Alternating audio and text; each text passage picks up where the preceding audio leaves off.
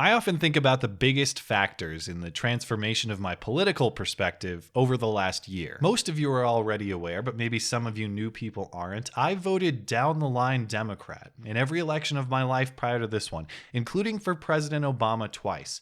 And today, I can't think of anyone in the Democratic Party who I identify as a thought leader I admire anymore. How did that happen? Did I change? Did the party change? Maybe a combination of both. It certainly didn't help that the party's nominee had the charisma of the Wicked Witch reincarnated as a used car salesman. Why aren't I 50 points ahead, you might ask? But my differences with the Democrats go far beyond the person.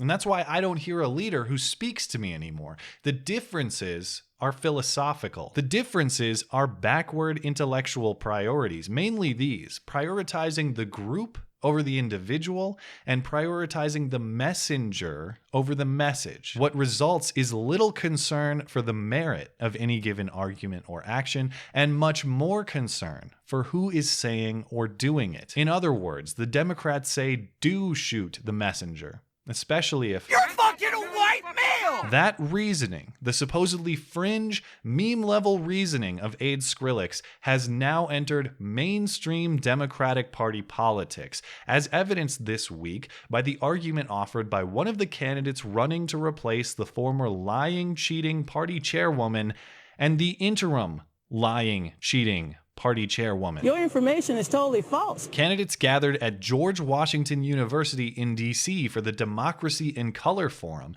and about halfway through the event, moderator Joy Ann Reid posed a question about the relationship between the party and Black Lives Matter. What should the DNC's messaging strategy be regarding Black Lives Matter? The most noteworthy response came from the executive director of the Idaho Democratic Party, Sally Boynton Brown, who begins by noting what her skin tone does and does not allow her brain to comprehend. Black Lives Matter, and it makes me sad that we're even having that conversation, and that tells me that white leaders in our party have failed. We cannot smash voices down when they are trying to scream, listen to me, you don't get it. I'm a white woman, I don't get it. Think about her point here. She's saying, I don't understand, not because I haven't put enough thought into it yet, or I haven't heard all the arguments yet, or I don't know enough of the facts yet. She's saying, I don't understand because my flesh tone does not allow me to understand. And if her white flesh tone does not permit her understanding, the same standard surely applies to anyone else of similar shade. And I am listening because that's my job. My job is to listen to the issues. My job is to listen and be a voice. And my job is to shut other white people down when they want to interrupt. My job is to shut other white people down when they want to say, oh no, I'm not prejudiced. I'm a Democrat. I'm accepting. My job is to make sure that they get that they have privilege. So if you're white, it doesn't matter what you say. Even if what you say is expressly, I do not harbor racial bias, you still need to be shut down because, again, it's not about your ideas, it's about your skin color. And of course, if white people are automatically wrong on account of race, people of color are automatically right. And around the issue of race, we are so far out of alignment, I don't even know the way back, but I am listening and I am asking and I am talking to people. I am talking to people of color because you have the answers. You can tell me as a leader what I need to do. I can't believe this leadership philosophy. She's saying I'm incapable of having the right answer on account of my race. And people of color are automatically right on account of their race. So it will be my role as leader to rubber stamp whatever they say. Why is your leadership even necessary then? Just concede to the black candidates behind you. Follow your own reasoning and bow out. She even throws her own state under the bus on account of its racial makeup and solicits multicultural wisdom via email so she can go home and tell her state how to live. And I am from Idaho. We are so white. So white, right? Like, I have been reaching out and trying to connect to anybody of color that I can find to be honest with me. So please, please, please get a hold of me. Sally at wethednc.org. I need schooling, And I depend on you and the people around our community to do that so that I can go school the other white people. And just in case you weren't clear, Sally goes beyond her allotted time to offer one more proposal. Thank you. All right. I want to just say, Very quickly. If even Joy Ann Reid is frustrated by how long and cringy your racial rant is, you've gone too far. Jamu hit this right on. The thing we're missing in this party is training. We have to, at the DNC, provide training. We have to teach them how to communicate, how to be sensitive, and how to shut their mouths if they're white. If you have to train them to shut their mouths, wouldn't it be better if they just weren't there at all? Why would you recruit people and then train them not to contribute? Now, predictably, people did fill up Sally's inbox with input, and it wasn't positive. But it couldn't be her fault. After all, she's a good self-loathing white person who acknowledges her own unworthiness.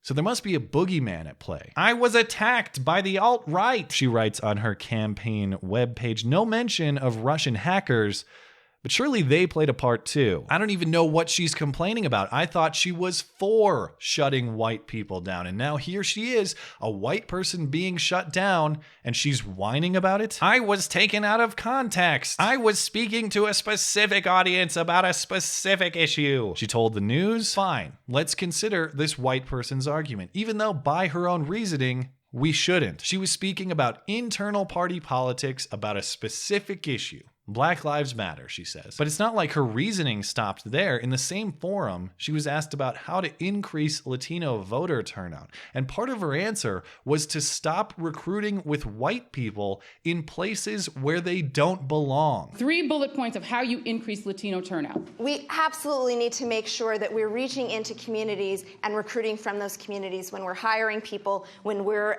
investing any kind of money in communities. We need to get away from paying white workers to go out into communities of color where they don't belong. In her blueprint for the future of the DNC, she wants to make quote-unquote transforming white privilege courses mandatory for party members and leaders. Shut up white people isn't a specific statement she made in a specific context. Shut up white people is a general education requirement she wants to institute. And to the point I began with, this is not just Aid Skrillex frothing on the street in a one-off meme display. This is now mainstream Democratic Party politics. Sally has enough influence to lead a state chapter of the party, and the crazy things she said at this forum were greeted with applause. And my job is to shut other white people down when they want to interrupt.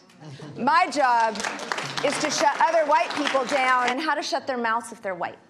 So, I think I made my point. I think so. All right, so I'm going to just let you guys know that we are running short on time. Sally's commentary was the craziest of the bunch, sure, but every candidate on the stage answered that Black Lives Matter question with unqualified endorsement of the movement. If I am chair, we know Black lives will matter. Can I steal that line from Jamie?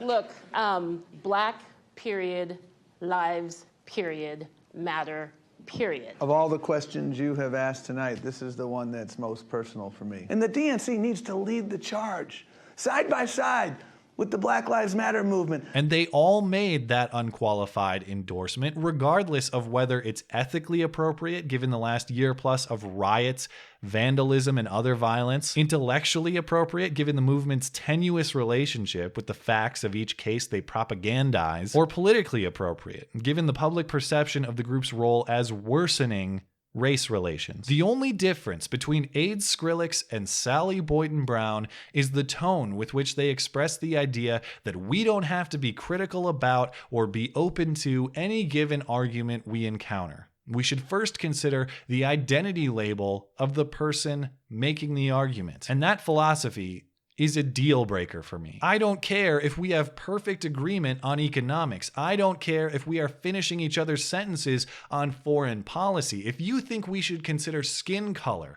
or other identity group characteristics in deciding which ideas are best, I'm out. That's enough for me as a formerly reliable Democratic voter to leave that life behind. And to be clear, it's going to take a lot more than just Sally's defeat in her bid for chair for me to consider returning. I won't consider going back until crazy ideas like hers are met with boos, not applause, and only on the basis that the ideas lack merit, not on the basis that the ideas come from a person of a particular identity. If you want emails to your inbox about fixing the party, I'll send you this video link as soon as I finish the edit. But what would I know? I'm just a white guy alt-right attacker, right? What could you possibly learn from me other than why people are leaving the party, why you lost the election, why the Democrats are in their weakest position in almost a century?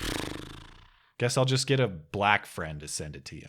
Maybe then you'll actually take a look. Thanks as always for listening and for supporting this channel. Always appreciate that thoughtful discussion down below and especially over on Twitter. That is at ML Christiansen. You're always welcome to come hang out and chat in my live streams. Those are linked down in the description. Looking forward to it.